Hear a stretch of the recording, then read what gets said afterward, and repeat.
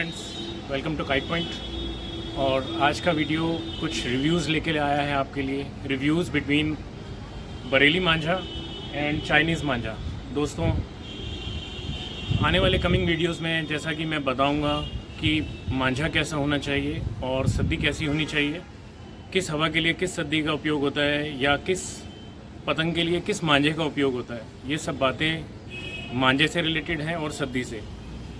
आने वाले वीडियोस से पहले मैंने सोचा कि एक आपके लिए एक मैसेज कन्वे करना चाहता हूँ, जिसमें मैंने सोचा कि आपको कंपेयर करके दिखाऊं कि चाइनीज़ मांझा और बरेली का मांझा। दोस्तों, ये दो टाइप के मांझे आज मेरे पास हैं। एक या दो दिन पहले जब मैं छत पे चढ़ा था तो मेरे को एक पतंग कट के आई हुई छत पे मिली और जिसमें कि चाइनीज़ मांझा मुझे मिला। दोस्तों, मैं आपको ये बताना चाहता हूँ कि हमारा शुरू से कल्चर जो रहा है पतंगबाजी का, वो बरेली के मांझे से है। बरेली के मांझे से ही हमने शुरू से पतंग उड़ाई है।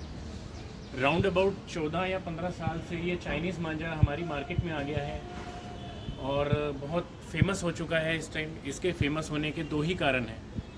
एक तो ये मांझा टूटता नहीं है इतनी आसानी से। बच्चों को लगता है शायद इससे वो बहुत सारी पतंग काट देंगे। और ये बरेली के मांझे के रेट के अकॉर्डिंगली कंपैरेटिवली ये सस्ता भी होता है, तो ये बहुत ज़्यादा ट्रेंड में आ गया है।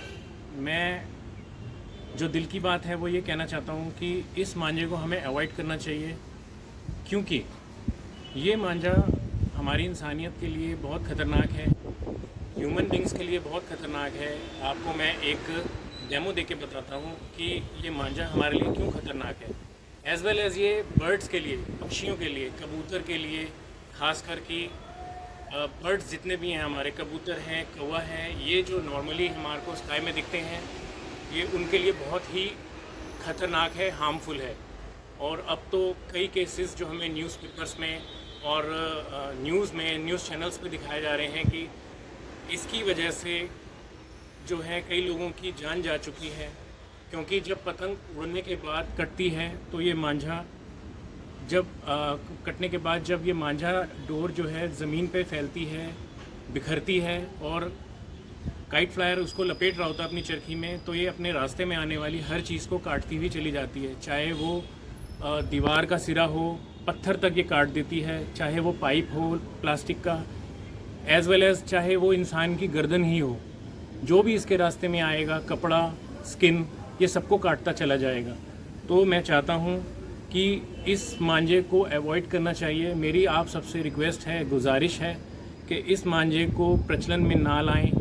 और मैं आपको एक डेमो के थ्रू दिखाता हूँ कि ये मांझा कितना मजबूत होता है। आप ये देख सकते हैं कि ये मांझा जो पतंग के साथ कट के आया था, ये मैंने स्टोर कर लिया था अपने पास में।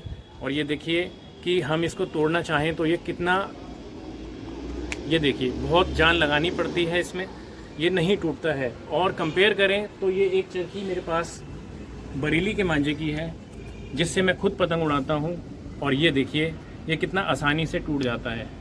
ये देखिए, आप एक बार फिर डेमो देता हूँ, ये देखिए आप। तो मैं ये चाहता हूँ कि जो हमारा ट्रेडिशन है शुरू से पतंगबाजी का, जो 14 साल पहले जब इस मांझे को कोई जानता भी नहीं था कि ये चाइनीज़ मांझा क्या होता है, हमें इसको अवॉइड कर देना चाहिए। क्योंकि ये हमारे ह्यूमन बींग्स के लिए, बर्ड्स के लिए, एनिमल्स के लिए, सब चीज़ों के लिए, प्लांट्स के लिए भी ये बहुत ख़तरनाक चीज़ है। और अगर आपके पास में काइट फ्लाइंग की टेक्निक्स हैं, आप नोन है पेचों से, पेच लगाने का मतलब कि आप अगर पेच की गहराई का पता है आपको कि पेच कैसे लगाने हैं, तो कोई फ़र्क नहीं पड़ता। हमें एंटरटेनमेंट करना है अपने आप को, हमें किसी को हार्म नहीं करना है, हमें एंटरटेनमेंट करना है। ये पतंगबाजी का जो शौक़ है, या बच्चे से लेकर बूढ़े तक को है, तो हमें एंजॉय करना होता है, इसमें एंटरटेनमेंट करना होता है, हमें किसी की जान नहीं लेनी होती है। मैंने अपनी लाइफ में, जब मैं जॉब करता था, मैंने जॉब छोड़ दी है, तो मैं पुरानी दिल्ली 6 में जॉब करता था मैं। वहाँ 12 महीने पतंगबाजी होती है, कोई भी सीज़न हो पतंगबाजी होती है। वहाँ मैंने खुद बर्ड्स को, बेज़ुबान बर्ड्स को बिल्कुल पाया है कि वो किस तरह से दर्द सह रहे थे, पर वो बेचारे किसी को कह नहीं पाते। इंसान को छोटी सी चोट लगती है तो उसका दर्द पूरे मोहल्ले में या पूरे घर में शोर मचा देता है। ये बेज़ुबान पक्षी बेचारे कहाँ जाएंगे, कौन इन्हें देखेगा। और मैंने अपने हाथों से कई पक्षियों की जान बचाई है वहाँ पे। तो मेरी आप सबसे दरख्वास्त है कि हम अपने ट्रेडिशन में ही रहें, हम बरेली के मांझे को ही यूज़ करें। इसका एक बहुत बड़ा रीज़न ये भी है कि बरेली के अंदर जो उनका लिवलीहुड है, जो इस चीज़ से वो अर्न करते हैं, बरेली के अंदर आई थिंक, मैं बरेली गया हुआ हूँ और I think 40 to 50% peoples there वो मांझा और पतंग बनाने का काम करते हैं। अगर इसी तरह से ये चाइनीज़ मांझा हमारे ट्रेंड में रहा और हार्म भी करेगा और बरेली के लोगों को काम भी धीरे धीरे कम हो जाएगा। तो मेरी आप सबसे ये रिक्वेस्ट है, क्योंकि मैं मांझे का आने वाले वीडियोस में मांझे का जिक्र करने वाला था, तो मेरा एक फ़र्ज़ बनता था कि आपको मैं बरेली और चाइनीज़ मांझे का रिव्यू दूं कि चाइनीज़ मांझा हमें अवॉइड करना चाहिए और बरेली का ही अपनाना चाहिए, क्योंकि यही काइट फ्लाइंग का शुरू से ट्रेडिशन में है। और पेच लड़ाने वाले जितने भी अच्छे पतंगबाज हैं वो इसी से पतंग उड़ाते हैं। ग्राउंड के अंदर चाइना वाला मांझा वैसे भी बिल्कुल भी अलाउड नहीं है। तो दोस्तों, मैं आने वाले वीडियोज़ में अपने मांझे और सद्दी का जिक्र करूंगा और उनके रिव्यूज़ भी आपको दूंगा कि मांझा कैसा होना चाहिए, सद्दी कैसी होनी चाहिए। देखते रहें मेरा चैनल, और मैं आप सब लोगों का बहुत आभारी हूं। मुझे आप सबसे यही उम्मीद है कि आप सब लोग मेरे इस इंस्ट्रक्शंस का या मेरी एक एडवाइस का फॉलो करेंगे और आने वाले वक्त में आप चाइना वाले मांझे को अवॉइड करेंगे।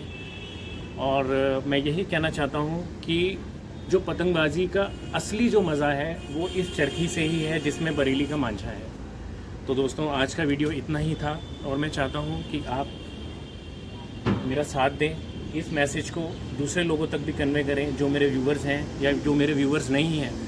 अगर कोई आपको चाइनीज़ मांझा लेता दिखता है तो आप उसको प्लीज़ अवॉइड करने के लिए बोलें। मैं आपका आभारी रहूँगा और आने वाले वक्त में, आने वाले वीडियोज़ में मैं कुछ अच्छी काइट फाइटिंग भी लेके आऊँगा और सद्दी के बारे में जानकारी दूंगा कि सद्दी कितनी तरह की होती है, मांझा किस प्रकार का होता है। और इसी के साथ आज का वीडियो मैं बंद करता हूँ। धन्यवाद, शुक्रिया।